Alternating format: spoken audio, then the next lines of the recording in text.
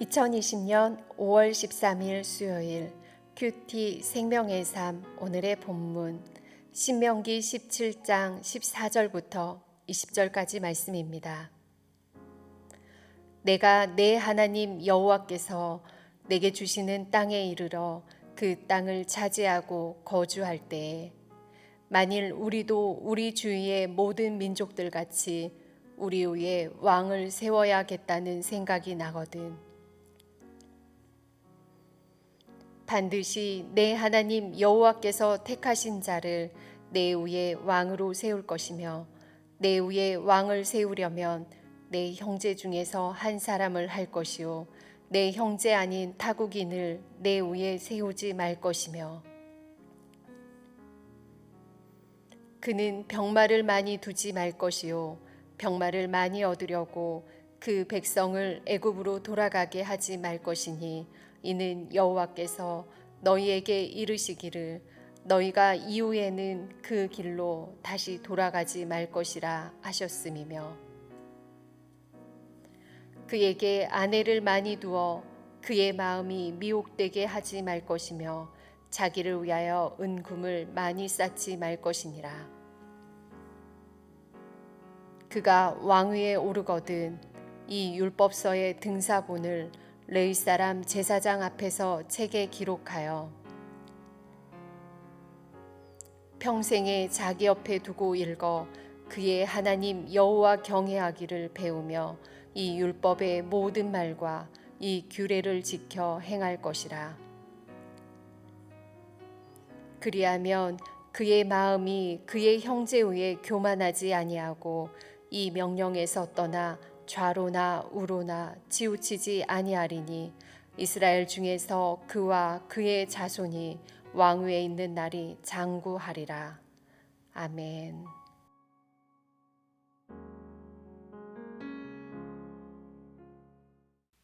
이스라엘 백성은 시내산에서 하나님과 언약을 맺고 하나님의 백성이 되었습니다. 따라서 그들은 다른 나라처럼 인간을 왕으로 세워서 통치하는 것이 아니라 하나님께서 친히 다스리시는 나라가 되어야 했습니다. 물론 그들이 출애굽할 당시 애굽은 바로에 의해서 통치되었고 그들은 아모리 왕 시혼, 바산 왕 옥을 보면서 주위의 민족들이 왕정 체제 하에 있다는 사실을 경험했습니다. 그러나 그들이 이방 민족과 마찬가지로 왕을 세우는 것은 세상의 왕이신 하나님의 백성이라는 특별한 신분을 저버리는 것이 됩니다. 오늘 본문에는 이러한 하나님의 언약이 있음에도 가나안 땅에 이르러서 그들이 왕을 세우게 된다면 어떤 기준으로 왕을 세우고 어떻게 하나님께서 원하시는 뜻대로 행해야 하는지를 말씀하고 있습니다. 그러니까 오늘 본문은 모세오경에서 왕권 사상을 다루고 있는 유일한 부분이라고 할 수 있습니다. 이러한 왕권 사상은 왕정시대, 즉 유다와 이스라엘 왕들을 평가하는 지침이 될 수 있었습니다. 사실 왕정을 세우려는 시도는 하나님과 이스라엘 사이에 맺은 언약 관계의 위기를 초래하는 일입니다. 그럼에도 불구하고 왕을 세워야 한다면 반드시 지켜야 할 조건이 있습니다. 그것은 하나님이 선택한 사람을 왕으로 세우는 것입니다.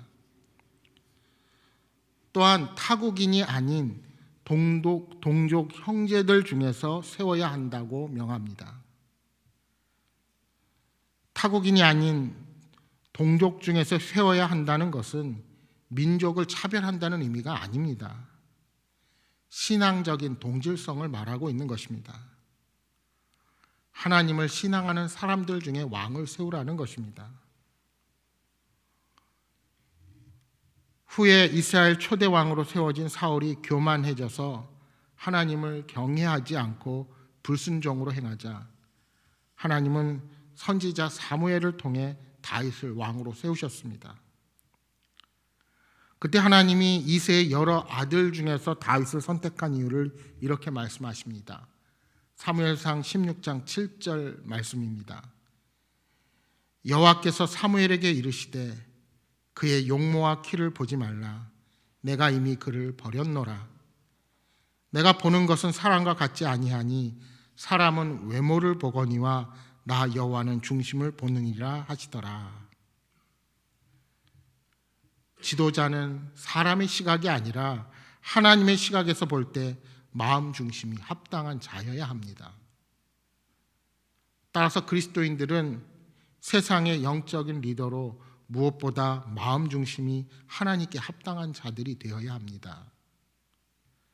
그래야 주위 사람들을 예수님께 바르게 인도할 수 있습니다. 계속해서 16절 17절 말씀입니다.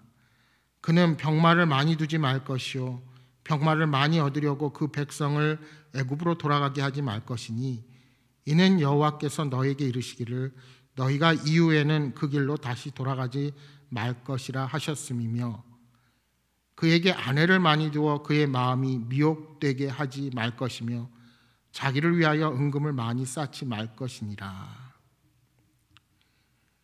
여기서 모세는 왕이 조심해야 할 사항들을 경고합니다. 왕은 병마와 아내와 재산을 많이 두지 말아야 합니다. 고대 전투에서 말은 기마 부대를 구성하며 병거를 이끄는 역할로 지금으로 말하면 육군의 탱크와 같은 역할입니다. 따라서 말이 많다는 것은 군사력이 강하다는 의미입니다. 군사력이 강하게 되면 왕이 하나님이 아닌 자신의 힘을 의지하게 된다는 것입니다. 특별히 왕은 말을 확보하기 위해 백성을 애굽으로 가게 해서는 안 되었습니다. 힘을 키우기 위해 과거 노예를 살았던 애굽으로 가는 것은 출애굽에 반하는 일이었습니다. 여러분, 그들이 애굽에서 나올 수 있었던 것은 힘이 있어서가 아니었습니다.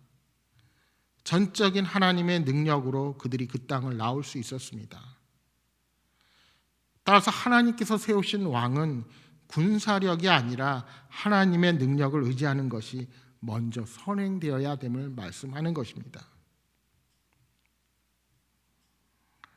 아내를 많이 두지 말라는 것은 어떤 의미입니까?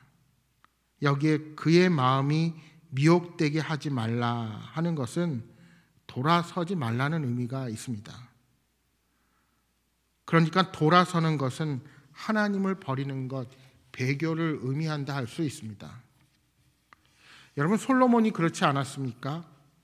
이방 나라들과의 관계를 위해 국제 결혼을 하고 처와 첩이 엄청나게 많았습니다. 그러한 이유로 여인들이 왕의 마음을 돌이켜 우상에게 향하도록 한 것입니다. 비단 솔로몬만이 아니었습니다.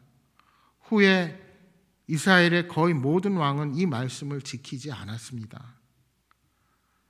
그러니까 이스라엘 왕들이 우상 숭배를 하게 된 원인은 가정에서의 영적 리더십이 서지 않는 것에서부터 비롯되었다는 사실을 우리가 알게 됩니다. 또한 왕은 자기를 위하여 은금을 많이 쌓아서는 안 되었습니다. 인간은 죄성이 있어서 권력을 가지면 탐욕을 채우기 위해 불법을 자행하기 쉽습니다. 사사로운 이득을 위해 권력을 남용하는 유혹에 빠지게 되면 공의를 바로 세우기가 어렵습니다. 하나님께서는 이스라엘 백성들의 이러한 연약함 때문에 왕을 허락하셨지만 이러한 경고를 그들에게 주심으로써 그들이 바로 이 땅을 세울 수 있도록 미리 경고하신 것입니다. 그러니까 왕을 세우도록 허락하셨어도 결코 왕은 백성 위에 군림해서는 안 되었습니다. 자신의 권력 확장을 위해 백성을 착취해서도 안 되며 백성을 가족같이 여기고 사랑하고 섬기기를 기대하신 것입니다. 그런데 통치자가 군사력이 강해지고 자신의 물질이 많아지게 되면 그 자리에 세우신 하나님이 보이지 않게 되는 겁니다. 그리고 그런 통치자가 사적인 목적으로 행하게 되니 많은 사람들은 고통에 시달릴 수밖에 없습니다.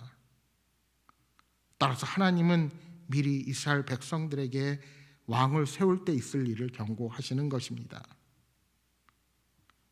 이제 18절 이하 말씀에는 왕이 무엇보다 하나님의 말씀 앞에 바로 서야 할 것을 말씀하고 있습니다.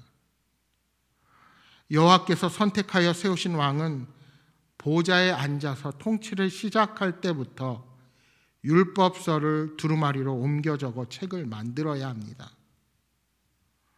왕으로서 해야 할 군사, 정치, 외교, 경제, 재판에 관한 모든 임무를 감당하기 전에 앞서 율법을 가장 먼저 기록할 것을 말씀하는 것입니다. 그것도 레위 사람 제사장 앞에서 기록해야 합니다. 그리고 기록한 율법책을 항상 소유하고 날마다 읽어야 합니다. 이것이 왕에게 요구되는 가장 중요한 임무입니다. 왕이 평생 율법을 읽어야 하는 목적이 무엇입니까? 첫째로 하나님 여호와를 두려워하는 것을 배워야 합니다. 왕은 자신의 뜻과 소원을 실현하기 위해 사는 자가 아닙니다. 하나님께서 기대하시는 것을 반영하여 백성을 다스리는 대리자입니다. 따라서 하나님의 뜻을 바로 알기 위해 날마다 부지런히 말씀을 읽고 묵상할 것을 이야기하는 것입니다. 둘째로 왕은 토라의 법규들을 준수하는 것을 배워야 합니다. 율법에 순종하는 것은 백성뿐만이 아니라 왕에게도 부과된 임무입니다. 왕도 하나님의 법 아래 있다는 사실을 결코 잊어서는 안 되는 것입니다. 따라서 말씀에 순종하기 위해 힘써야 합니다. 왕이 어떻게 자신의 군사력을 의지하지 않고 권력의 힘으로 사람들을 압제하지 않으며 돈의 탐욕으로부터 자유로울 수 있을까요? 이는 날마다 말씀을 묵상하며 자신의 왕으로서의 사명이 하나님으로부터 부여받은 것임을 상기하는 것입니다. 그래야 교만한 마음을 갖지 않고 겸손하게 섬길 수 있고 좌로나 우로나 치우치지 않고 공평하게 나라를 다스릴 수가 있게 되는 것입니다. 여러분, 말씀을 가까이 하는 통치자만이 영적으로나 도덕적으로 거룩한 삶의 본을 보일 수가 있습니다. 그리고 하나님의 백성 공동체를 정의가 흐르는 사회로 만들어갈 수가 있는 것입니다. 그러나 우리가 성경에서 이스라엘 역사에서 보는 것처럼 이스라엘의 왕들은 세상의 왕들과 별반 다르지 않게 하나님의 말씀을 거절하고 하나님으로부터 멀어졌습니다. 그리고 급기야 나라를 잃고 멸망당할 수밖에 없었습니다. 그래서 하나님께서는 우리에게 우리의 진정한 왕 독생자 예수 그리스도를 보내주셨습니다. 모든 능력과 권세를 가지신 우리의 왕 예수님은 그 하나님의 말씀에 순종하셔서 십자가의 길을 걸어가시고 부활하셔서 우리의 진정한 왕이 되심을 증명하셨습니다. 사랑하는 여러분, 우리의 진정한 왕이 되시는 예수님을 따라 오늘도 겸손과 섬김으로 복된 자녀의 길을 걸어가시는 귀한 하루가 되시기를 주님의 이름으로 축복합니다. 오늘 주신 말씀 생각하면서 기도하겠습니다. 주님, 말씀을 가까이 두고 행함으로 우리의 가정과 우리 행복한 공동체를 믿음 위에 굳건히 세워가게 하여 주옵소서 하고 기도하시겠습니다. 오늘 내가 왕이신 예수님만을 모시고 그 명령을 따라 살게 하여 주옵소서 하고 기도해 주시기 바랍니다. 또 기도한 것처럼 오늘은 수요일입니다. 분주한 삶의 자리를 내려놓고 하나님께 기도하고 말씀으로 찬양으로 새롭게 되는 귀한 저녁 시간이 될 수 있도록 위해서 기도해 주시기 바랍니다. 또한 여러분 가져오신 각자의 간절한 기도 제목을 놓고 기도하시다가 돌아가시기 바랍니다. 함께 기도하겠습니다.